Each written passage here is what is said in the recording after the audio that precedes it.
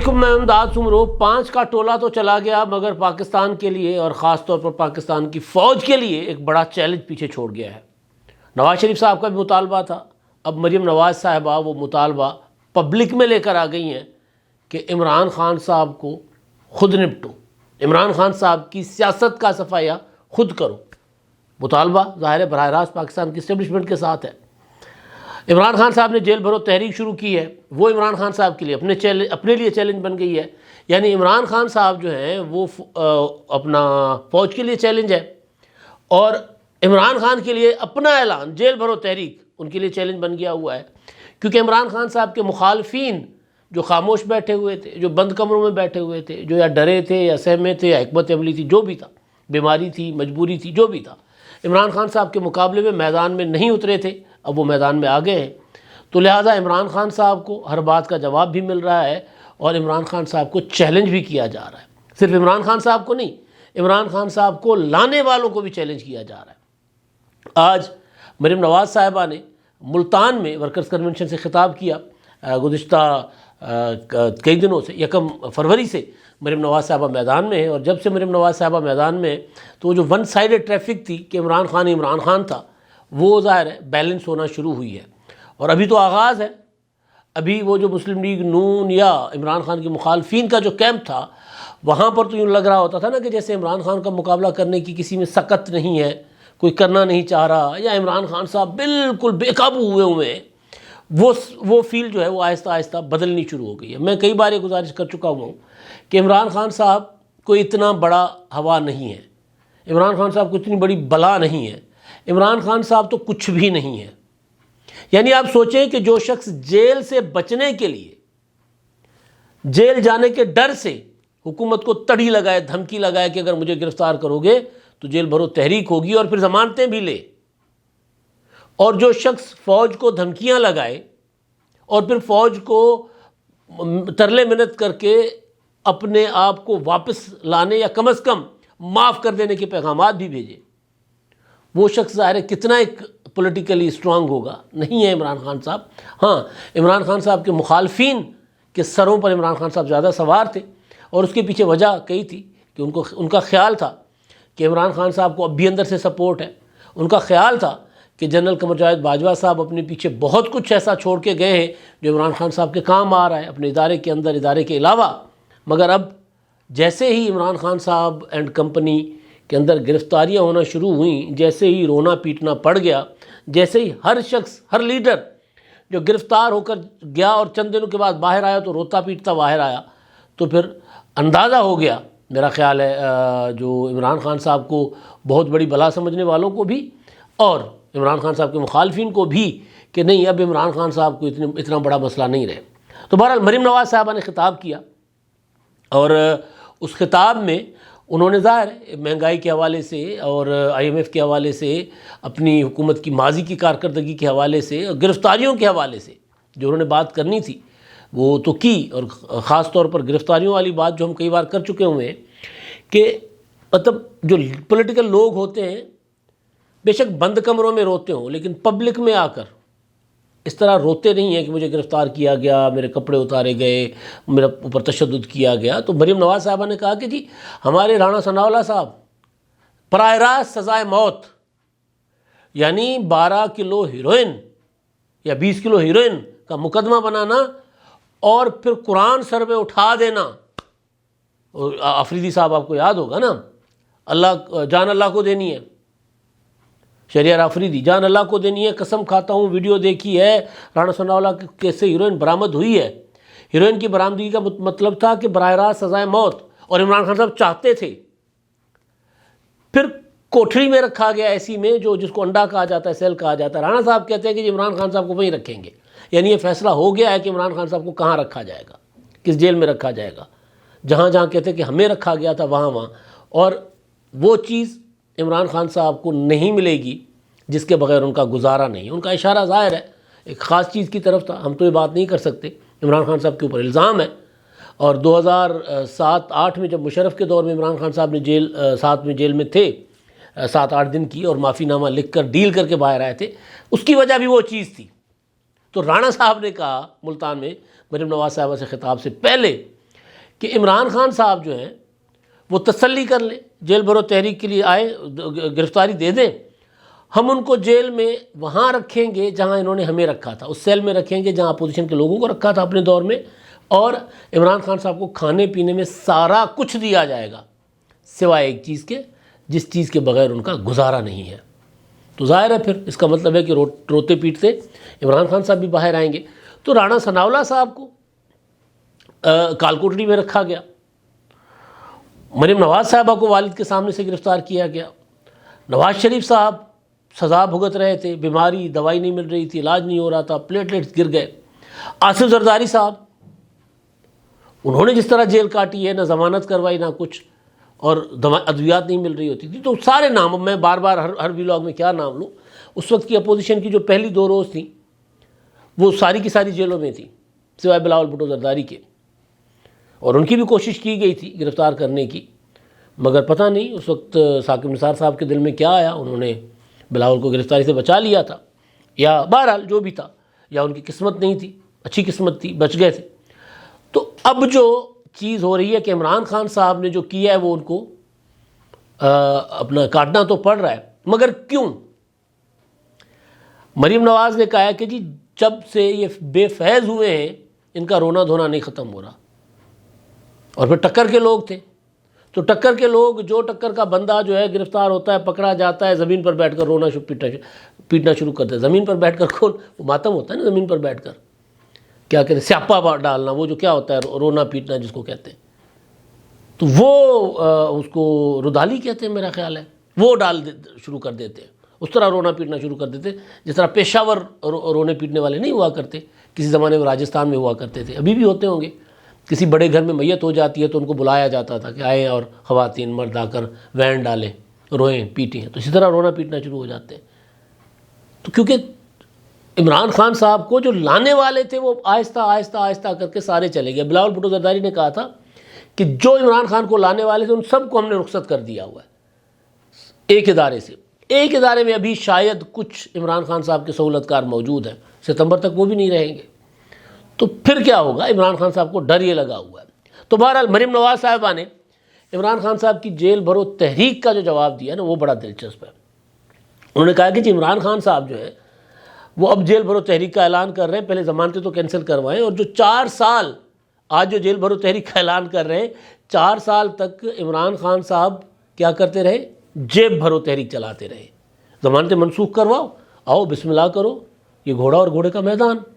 تو عمران خان صاحب جیل جانے سے ہی تو ڈرتے ہیں، اسی لیے انہوں نے خواتین کو، بچوں کو، نوجوانوں کو، بوڑھوں کو اپنے گھر کے سامنے پہرے پر لگایا ہوا ہے، ڈیوٹیاں لگائی ہوئی ہیں بھائی۔ مراد سعید آج تم اتنے لوگ لاؤ گے، حماد اظہر آج تم اتنے لوگ لاؤ گے، فواد چودھری آج تم اتنے لوگ لاؤ گے۔ دیکھو بھائی کو ڈر بہت لگتا ہے، بھائی بہادر بہت ہے اور بھائی کو ڈر بہت لگتا ہے۔ تو خیر یہ تو عمران خان صاحب کے معاملات تھے نا، لیکن جو اصل چیز ہے، یہ تو چیلنج ہے عمران خان صاحب کا کہ گرفتاری سے کیسے بچ سکیں گے، لیکن جو اصل بات جو مریم نواز صاحبہ نے کی ہے وہ بڑی امپورٹنٹ ہے، وہ یہ ہے کہ جاتے جاتے ریٹائرمنٹ کے وقت جنرل قمر جاوید باجوہ صاحب یہ اعتراف کر گئے کہ عمران خان کو لانا ہمارا سب سے بڑا بلنڈر تھا، پاکستان کی 75 سالہ تاریخ کا بڑا بلنڈر۔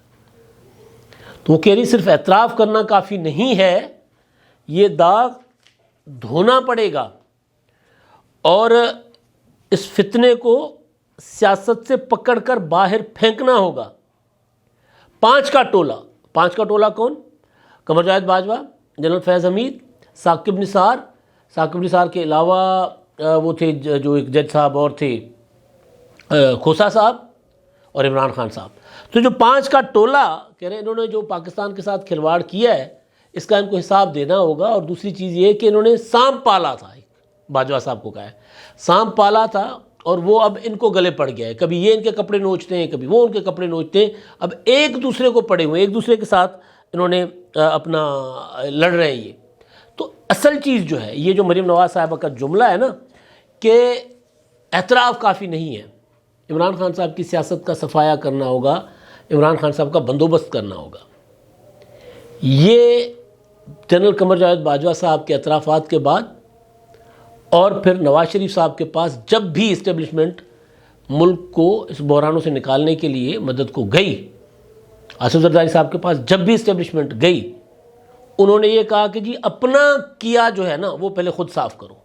آپ کو یاد ہوگا آصف زرداری صاحب نے تحریک عدم اعتماد سے کچھ عرصہ پہلے یعنی فروری گزشتہ سال فروری سے کچھ پہلے نواب شاہ میں ایک تقریب سے خطاب کیا تھا.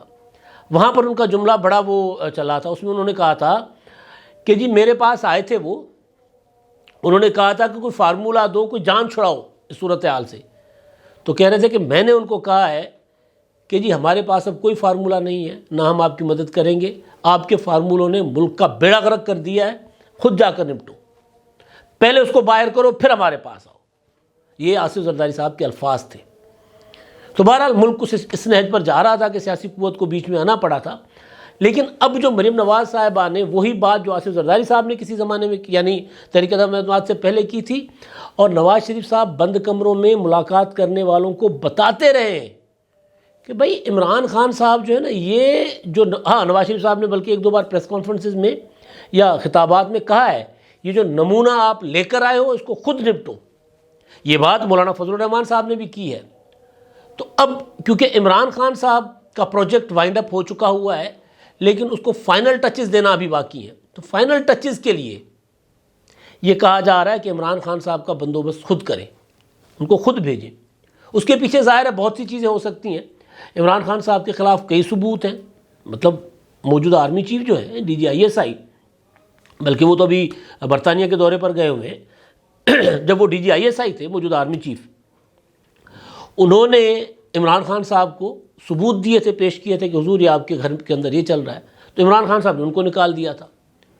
اس کے بعد ایسی چیزیں عمران خان کے خلاف پاکستان کی اسٹیبلشمنٹ کے پاس پڑی ہوئی ہیں کہ اگر وہ منظر عام پر آئیں, میں کرپشن کی بات کر رہا ہوں, میں دوسری اخلاقی چیزیں نہیں کر رہا, وہ جو ذاتی زندگی بند کمروں میں کیا چل رہا ہے کیا نہیں چل رہا, رانا ثناء اللہ صاحب کہہ رہے ہیں کہ کوئی ایک ایسی چیز ہے جس کے بغیر ان کا گزارا نہیں ہے, میں ان کی بات نہیں کر رہا. میں سادہ سی بات کر رہا ہوں کرپشن کی, کہ عمران خان کی کرپشن کے متعلق جتنی چیزیں جتنے ثبوت ہماری ایجنسیوں کے پاس اور اسٹیبلشمنٹ کے پاس ہے, بندہ کانوں کو ہاتھ لگا دے. اسی لیے عمران خان صاحب کا ایک طریقہ ہے جو عمران خان صاحب کے چاہنے والوں کے لیے تو بڑا کامیاب ہوتا ہے عمران خان صاحب کا وہ گر. وہ یہ کہتے ہیں جب ان کو پتہ ہوتا ہے کہ میرے خلاف یہ چیز ہونے جا رہی ہے یا میں پکڑے جانے والا ہوں, تو ایڈوانس میں کہہ دیتے ہیں کہ جی انہوں نے جعلی ثبوت بنا دینے, ایجنسیاں میرے پیچھے لگی ہوئی ہیں, میرے فون ٹیپ کر رہی ہیں, ڈیپ فیک ٹیکنالوجی کے ذریعے چیزیں بنائی جائیں گی. تو یہ عمران خان صاحب کرنا شروع کر دیتے ہیں. تو ایجنسیوں کے پاس, پاکستان کی اسٹیبلشمنٹ کے پاس تو عمران خود پالا ہے نا. مسئلہ یہ بھی ہے نا کہ بھائی جو عمران خان صاحب ہیں ان کو اسٹیبلشمنٹ سے زیادہ تو کسی کو نہیں پتہ ہوگا نا کہ کتنے پانی میں ہے اور کیا کیا کرتے رہے, کیا کیا گل کھلاتے رہے. وہی ان کو منع کرتے رہے, بچاتے بھی رہے, محفوظ کرنے کی بھی کوشش کرتے رہے. تو اب جب یہ مطالبہ جلسوں میں ہونا شروع ہو گیا ہے کہ جی اعتراف کافی نہیں ہے حضور,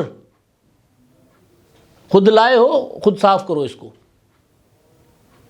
تو اس کا یہ ہے کہ جو نواز شریف صاحب کی جو کنڈیشنز تھیں اس میں باقی کنڈیشنز تو پوری ہو گئی. اب نواز شریف صاحب اس کنڈیشن پہ فوکس کر رہے ہیں. عمران خان صاحب بے شک کہتے رہے کہ جی میرا یہ سیاسی طور پر مقابلہ نہیں کر سکتے, لیکن عمران خان صاحب بھی تب آ سکے تھے جب نواز شریف صاحب نااہل ہوئے تھے. اور نواز شریف صاحب نااہل کیے گئے تھے ایک عجیب و غریب قسم کے جواز سے, یعنی بنتی نہیں تھی نااہلی, ادھر تو بنتی ہے بھائی. عمران خان صاحب کے چاہنے والے کے ساتھ کل ہم بیٹھے ہوئے تھے, سوال ہوا تھا ٹیریان کا. وہ کہہ رہے تھے ٹیریان کے معاملے پہ عمران خان صاحب کی نااہلی نہیں بنتی. ہم نے کہا جی کس قانون کے تحت نہیں بنتی ذرا بتا دیجئے. ہاں عمران خان کہتے ہیں کہ جی ٹیریان میری بیٹی نہیں ہے اور پھر ثابت کرتے ہیں کہ ان کی بیٹی نہیں ہے, نہیں بنتا. اگر وہ عدالت کا سامنا بھی نہیں کر رہے, اگر وہ عدالت میں جواب بھی نہیں دے رہے اور وہ صرف یہ کہہ رہے ہیں کہ عدالت یہ معاملہ نہیں سن سکتی, یہ میرا ذاتی معاملہ ہے, تو اس سے تو جان نہیں نا چھوٹنی. عمران خان صاحب فارن فنڈنگ کیس کے معاملے میں ادھر ادھر کے عدالتوں سے اسٹے آرڈر تو لے رہے ہیں, اس کو کانٹیسٹ نہیں کر رہے اپنا میرٹ کے اوپر, تو وہاں تو نااہلی پھر بنتی ہے. یا توشہ خانہ کا معاملہ ہے, وہاں عمران خان صاحب پھنستے ہیں. عمران خان صاحب ملک ریاض صاحب کو 50 ارب روپے دینے والے معاملے میں پھنستے ہیں.